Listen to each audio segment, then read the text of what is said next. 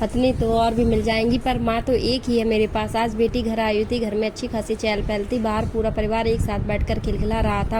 हंसी ठहाकों की गूंज अंदर कमरे तक सुनाई दे रही थी। गगन जी का भी मन कर रहा था कि वो भी अपने परिवार के साथ बैठे बातें करे, पर वो तो अपने बीमार शरीर और उदास मन को लिए अपने कमरे में पलंग पर लेटे हुए थे। आजकल शरीर साथ नहीं देता, बूढ़ा और बीमार जो हो चुका है, ज्यादा बोल भी नहीं पाते, पर मन बहुत करता अपने परिवार के साथ बैठने का, उनसे बातें करने का। पर ये तो उन्हीं के कर्म थे कि आज पत्नी उनके साथ न बैठती थी और ना ही ज्यादा बातें करती थी। हालांकि ये अलग बात है कि खाना पीना दवाइयाँ सब कुछ सही समय पर वो जरूर दे जाती थी। जिन लोगों के लिए उस पत्नी को उन्होंने इतना जलील किया, आज उन लोगों में से कोई भी उनके साथ नहीं थे। थी तो वही जो जलालत के बावजूद इस घर में रह गई, उनके जैसे शख्स के साथ निभा गई, पर खामोशी का आवरण ओढ़े हमेशा चुपसी ही रहती है।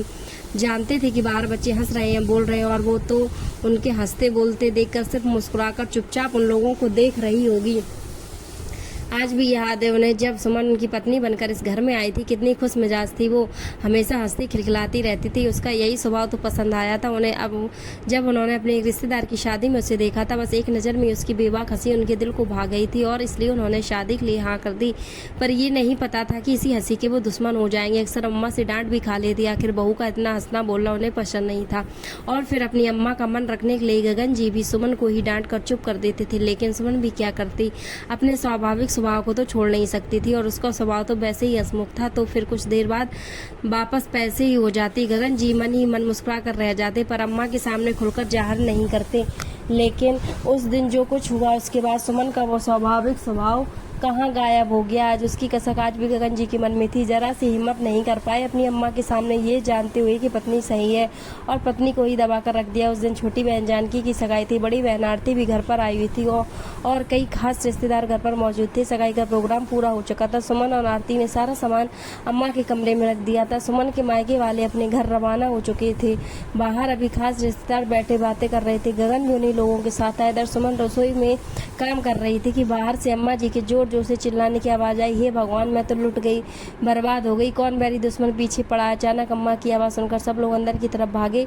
अम्मा अपने कमरे में थी। गगन ने आकर अम्मा से पूछा, क्या हुआ अम्मा, इस तरह रो क्यों रही हो, क्या हो गया। पर अम्मा तो जोर जोर से छाती पीट पीट कर दहाड़े मार के रो रही थी, चुप होने का नाम ही नहीं ले रही थी। अरे बताओ तो सही, हुआ क्या है, रोना बंद करोगी तो हमें पता चलेगा ना। पीछे से मामा जी ने कहा। मामा जी की बात सुनकर अम्मा रोते बोली, अरे जानकी के ससुराल से आए हुए गहने कहाँ है, मिल नहीं रहे, जरूर चोरी हो गए होंगे। हे भगवान, मैं इसके ससुराल वालों को क्या जवाब दूंगी, मैं तो बर्बाद हो गई। अम्मा रोती रोती बोली। अम्मा के बोलते अजीब सी खामोशी घर में छा गई।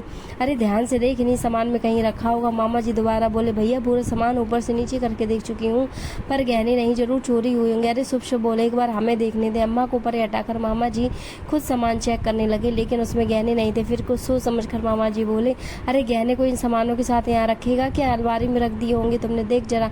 अरे मैंने सामान कहाँ रखा, सामान तो आरती और सुमन रख रही थी। हाँ तो आरती और सुमन से पूछ ले, जरूर उन्हें अलमारी में रख दिए होंगे। मामा जी के समझाने पर अम्मा ने आशा भरी नजरों से आरती की तरफ देखा तो आरती ने कहा, अम्मा मुझे क्या देख रही हो, कोई मैंने थोड़ी ना गहने लिए, अपनी बहू से पूछो, उसी ने कहीं रख दिए होंगे। आरती के जवाब को सुनकर सुमन दंग रह गई, क्योंकि गहने की थाली तो आरती उठाकर लाई थी और गहने रखे भी उसी ने ही थे। जीजी ऐसा क्यों बोल रही हो, गहने तो आप ही लेकर आई थी ना। सुमन का ऐसा कहना हुआ और आरती ने रोना धोना मचा दिया। अब मेरे मायके में ही मुझ पर चोरी का इल्जाम लगेगा, यही दिन देखना बाकी रह गया था। आज मेरे बापू जिंदा होते तो मजाल थी, कोई मुझसे इतना कहकर दिखा देता। उसे रोता देखकर अम्मा सुमन पर धार पड़ी। खबरदार, जो मेरी बच्ची को चोरी का इल्जाम लगाया तो तूने ही गहने लिए होंगे। ये मेरी बेटी, इसको मैं बचपन से जानती हूँ, और जन्म दिया है मैंने से, इसमें मेरे संस्कार कूट कूट के भरे हैं। तू बाहर से आई है, जरूर तूने ही गहने लिए होंगे और तेरे मायके वालों को दे दिए होंगे, तभी तेरे मायके वाले इतनी जल्दी चले गए। बस अम्मा जी, आप मेरे माता पिता पर चोरी का इल्जाम कैसे लगा सकती हो, मैंने तो गहनों की शक्ल तक नहीं देखी, चुराना तो दूर की बात है। सुमन ने पलटकर जवाब दे दिया। बस फिर क्या था, आरती और अम्मा दोनों ही सुमन पर चढ़ पड़े, लेकिन इस बार सुमन भी बराबर जवाब दे रही थी। आखिर उस पर चोरी का इल्जाम लगा था, कोई छोटी मोटी बात थोड़ी ना थी। घर में इतना हंगामा होता हुआ देखकर मामा जी बीच बचाव करने लगे, लेकिन आरती और अम्मा तो चुप होने का नाम ही नहीं ले रही थी। सच सच बता, गहने कहाँ पर है, अगर तू नहीं बोलेगी तो तेरे माँ बाप से जाकर गहने लेंगे हम लोग, और वही सबके सामने उसकी इज्जत की मटिया मेट करेंगे। अम्मा जी, मेरे माँ बाप इज्जतदार लोग हैं, कोई चोर उचक्के नहीं है जो आपके घर पर बुलावे पर आएंगे और सामान चोरी करके ले जाएंगे। सुमन ने थोड़ी तेज आवाज में कहा। बस सुमन थे, तुम मेरी अम्मा से किस तरह से बात कर रही हो, याद रखो तुम इस घर की बहू हो, अपनी आवाज को नीचे रखकर बोलो, और अगर कहने लिए भी हैं तो दे दो, कोई तुमसे कुछ नहीं कहा। अचानक गगन सुमन पर बिगड़ गया। गगन के इस जवाब से सुमन हक्की बक्की रह गई, मतलब गगन भी उस पर ही ही इल्ज़ाम लगा रहा था।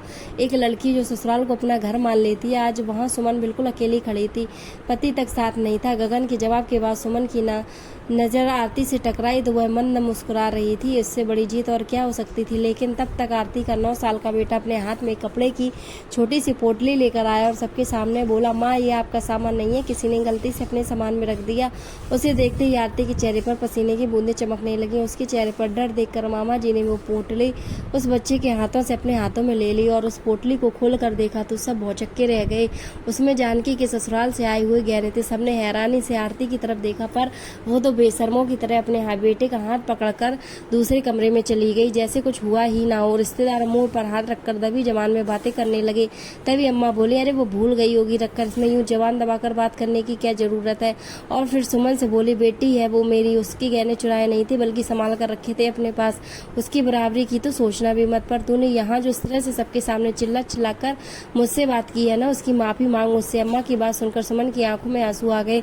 भला कोई औरत ऐसी निर्दयी कैसे हो सकती है। उसने आशा भरी नजरों से गगन की तरफ देखा, लेकिन गगन तो नजरें झुका चुपचाप खड़ा था। ये देखकर वो रोते हुए अपने कमरे में चली गई। लेकिन जब इतना हंगामा हो ही गया तो रिश्तेदार भी धीरे धीरे वहां से रवाना हो गए। यहाँ तक कि आरती ने भी देर नहीं लगाई वहां से रवाना होने में। अब घर में अम्मा, जानकी, गगन, मामा, बुआ और सुमन ही बचे थे। लेकिन अम्मा तो अब अनशन पर बैठ गई कि जब तक बहू माफी नहीं मांगेगी तब तक मैं पानी की एक बूंद भी नहीं पीऊंगी। आखिर रिश्तेदारों के सामने उसने ऊंची आवाज में मुझसे बात कैसे की। आखिर गगन ने समझाया, अम्मा जो बात हो गई उसे छोड़ो भी, आप पानी पी लो, आपकी तबीयत बिगड़ जाएगी। अरे ऐसे कैसे छोड़ दूं, तेरी पत्नी इतने लोगों के सामने मेरी बेइज्जती की है, माफी तो उसे मांगनी ही पड़ेगी। अम्मा अपनी ही ऐठ में बोली, पर अम्मा आरती जीजी ने भी तो गलती की थी, आखिर सुमन की क्या गलती। अरे वाह, आज तो बीबी के लिए तो अपनी बहन को गलत बता रहा है। अरे वो गहने रखकर भूल गई होगी। भला कौन अपनी बेटी घर में चोरी करती है, लेकिन बहू को तो इज्जत ढककर रखना चाहिए थी, वो भी सबके सामने बेशर्मों की तरह लड़ रही मुझसे। अब तो उसका साथ दे रहा है, ऐसे तो मैं मर जाती ज्यादा अच्छा था। पर याद रख, पत्नी फिर भी तुझे दोबारा मिल जाएगी, माँ नहीं मिलेगी दोबारा। अम्मा आंसू बातें बोली। आखिर अपनी माँ को रोता देखकर गगन वहां से उठा, सीधे सुमन के कमरे में पहुंच गया और बोला, सुमन क्या ऐठ में बैठी हुई, तुम जाकर अम्मा से माफी मांग लो ना। देखा उन्होंने पानी की बूंद तक नहीं पी, कहीं उनकी तबीयत खराब ना हो जाए तो इसकी जिम्मेदारी मेरी है क्या। मैं क्यों माफी मांगू, तुम्हारी बहन ने गहने लिए थे ना कि मैंने। मेरे माँ बाप पर वो लोग इल्जाम लगा रहे थे और माफी मैं ही मांगू। तुम्हारी अम्मा पानी नहीं पी रही तो उसमें कुछ नहीं कर सकती, आखिर उनकी गलत के लिए मैं क्यों माफी मांगू। सुमन समझो तो, देखो पत्नी तो मुझे और मिल जाएंगी, लेकिन माँ तो एक ही है मेरे पास, वो दोबारा नहीं मिलेगी। तुम्हारी एक माफी से उन्हें खुशी मिलती है तो माफी मांग लो ना। गगन ने अपनी ऊंची आवाज करती हुई कहा। इसके इस जवाब को सुनकर अंदर कुछ धड़क सा गया। पत्नी और मिल जाएंगी पर माँ दूसरी नहीं मिलेगी, तो पत्नी फिर हाथ थामकर इस घर में लाई क्यों गई। इस घर में मेरी जगह क्या। सोच कर सुमन का रोना छूट गया, पर माता पिता का दुख ना हो, उसकी बात ना पहुंचे उन तक, इसलिए आंसू का घुट पीकर रह गई और उसने पैर छूकर माफी मांग ली, जिससे अम्मा के झूठे स्वाभिमान को सब तसल्ली मिली। लेकिन सुमन के स्वाभिमान के टुकड़े टुकड़े हो गए। अब वो आखिरी दिन था, उसके बाद सुमन को कभी बोलती हुई नहीं देखा। वो हमेशा खामोश ही रहती, न किसी से ज्यादा बोलती, न खिलखिलाती, हाँ हूँ में जवाब देकर अपने काम से काम रखती थी।